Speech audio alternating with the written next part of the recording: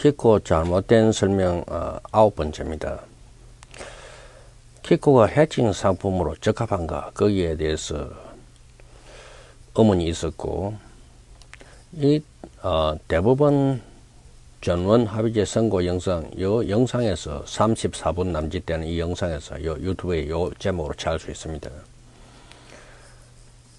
그 관계 부분을 인용을 해봤습니다. 그중 이 빨간 줄 부분은 다른 부분에서도 인용을 해가지고 저는 그때 이러한 원칙이 있는 것은 아니지만은 반드시 기초자산 전부에 대해서 해지를 하여야 한다는 원칙이 있는 건 아니지만은 우리는 실무가들은 전부 모든 외환을 해지를 다 한다 이렇게 주장을 했습니다. 그런데 고민을 하다가 이곳저곳 뒤지니까 놀랍게도 그런 원칙이 발견됐습니다. 다른 것이 아니고 소비자 보호법 제15조입니다. 거기에서는 사업자는 은행, 물품 또는 용역은 키코, 공급함에 있어서 소비자는 수산중공업, 합리적인 선택이나 이익을 침해할 우려가 있는 거래 조건이나 방법을 사용하여서는 안 된다 이렇게 되어 있습니다. 만일에 이 키코가 합리적인 선택의 이익을 침해할 우려가 있다면 기초자산 전부에 대해서 해지를 해야 되는 원칙이 있는 것은 아닙니다. 이 말은 아무 의미가 없게 됩니다. 합리적인 선택을 할 수 있게 되는지 없게 되는지 그걸 한번 봅시다. 이 부분은 서울지방법원에 있는 이 김현장의 진술요지에서 인용된 그 수산중공업에 관한 66페이지 이것의 일부입니다. 제일 마지막에 그 담당을 하시는 임원택 팀장님이 서명을 하는 부분이고 요것은 은행이 권한 임원택 팀장의 말입니다. 확인서입니다. 당사는 수산중공업 제안서의 내용을 숙지하여 제안서는 은행이 제공한 것 그에 따른 위험을 충분히 인지하였으며 충분히 인지한 거 아닙니다. 충분히 인지했다고 말하라 이렇게 해놓은 겁니다. 영업 중의 환 리스크를 해칭하기 위함임을 확인합니다. 그러니까 키코가 환 리스크를 해칭하기 위함임을 확인합니다. 그런데 환 리스크를 해칭이 안 됩니다. 그중 반만을 해칭하는 것입니다. 누누이 주장해온 바 대부분에서 주장하는 바는 뭐냐면 수산중공업이 수출 금액이 100만 불이었을 때 콜 옵션을 100만 불로 그 수금액과 맞추고 풋 옵션은 50만 불만 했더라면 해지 이 키코로에서 피해를 보지 않았을 것이다. 이런 주장인데 그러면 50만 불은 아무런 방법으로도 해칭할 수 없게 됩니다. 그렇게 되면 다시 말하면 수출 대금이 100만 불을 수금할 것으로 예정되어 있었는데 콜 옵션을 100만 불로 맞추면 풋 옵션은 50만 불이 되고 나머지 50만 불은 아무런 해칭이 되지 않고 노출됩니다. 환 위험에 노출됩니다. 그 부분을 그러면 다른 방식으로 해칭을 할 수 있었냐. 예를 들어서 포워딩 계약으로 선도 계약으로 다른 방식으로 해칭했다. 그래 놓고 만일에 환율이 올라갔을 경우에는 그 50만 불은 선도 계약을 만족하기 위하여 은행에 넘겨야 되고 그렇기 때문에 콜 옵션의 100만 불 중 50만 불을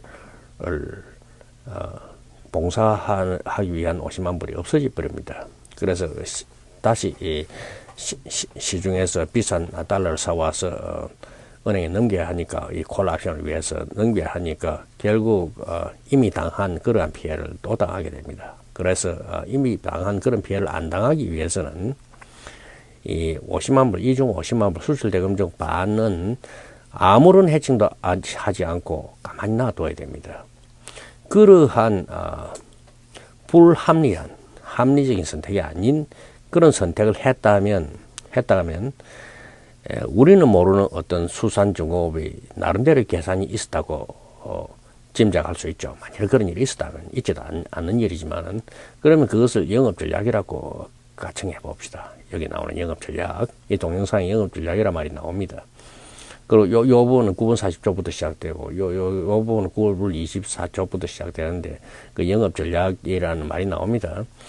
그 영업전략으로 그런 식으로 하기로 했다면, 요 부분의 말이 이런 식으로 바뀌어야 됩니다. 환리스크의 50%만 해지하고 나머지는 어떤 종류의 해지도 하지 않기 위함인. 이렇게 바꿔 놓으면 이것이 합리적이든 비합리적이든 영업전략에 의하여 스스로 수산 중공업이 그런 식으로 결정했다는 뜻이 됩니다. 그럼 이렇게 했다고 이제 가정을 합시다. 이제 한 단계는 지나갔습니다. 여기에서 요렇게 말하지 않고 요렇게 말한 것이 분명히 문제가 됩니다. 문제가 안 된다는 거 아닙니다. 문제가 되는데, 그러면 만일에 문제가 요 문제를 한 고개를 넘어가기 위해서 요렇게 표현했다고 합시다. 그러면 그러한 영업 전략은 어디에서 나올 수 있었는가? 뭐 환율 전망에서 나올 수 있었겠죠.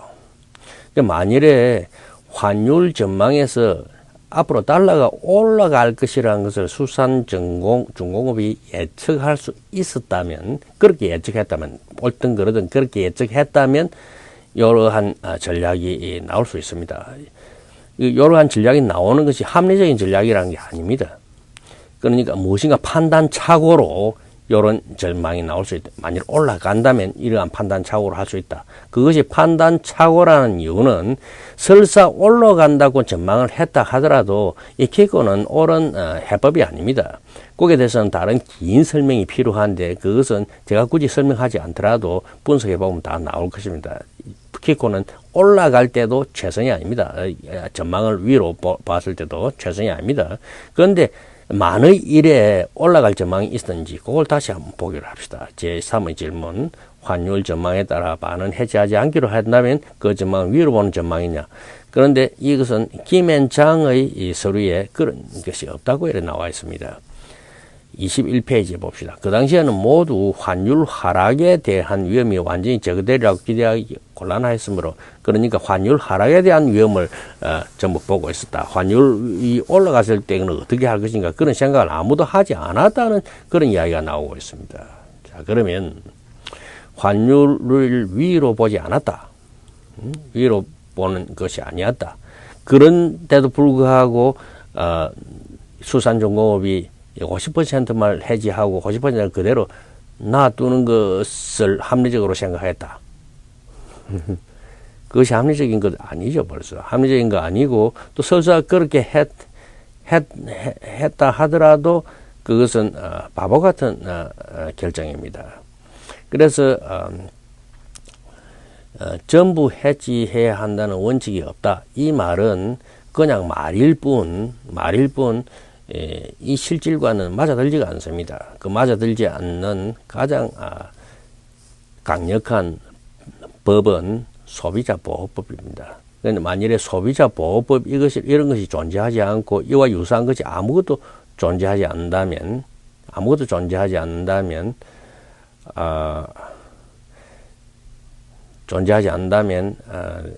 이 말이 되지만은, 소비자보호법 말고도 이와 유사한 법은 얼마든지 있을 것입니다. 사업은 이익을 보기 위해서 하는 것이지, 이익을 보기 위해 하는 것이라면 반드시 기초자산 전부를 해지를 합니다. 그렇게 원칙이 있는 것은 아니다. 이 세상에 그 무엇이든지 아니다는 없다. 그런 것이 없다는 것을 입증하기는 어렵습니다. 있다는 것은 발견하면 쉽죠. 쉽게 발견했지 않습니까? 그리고 이 소비자보호법에 대해서는 키코 계약 은행의 입장에서도 한번 설명한 적이 있는데, 그때는 제가 소비자보호법 이런 법이 있는 줄 모르고 소비자기본법 뭐 이런 걸 가지고 제가 잠시 설명을 드린 적이 있습니다. 이제는 아주 강력해졌죠.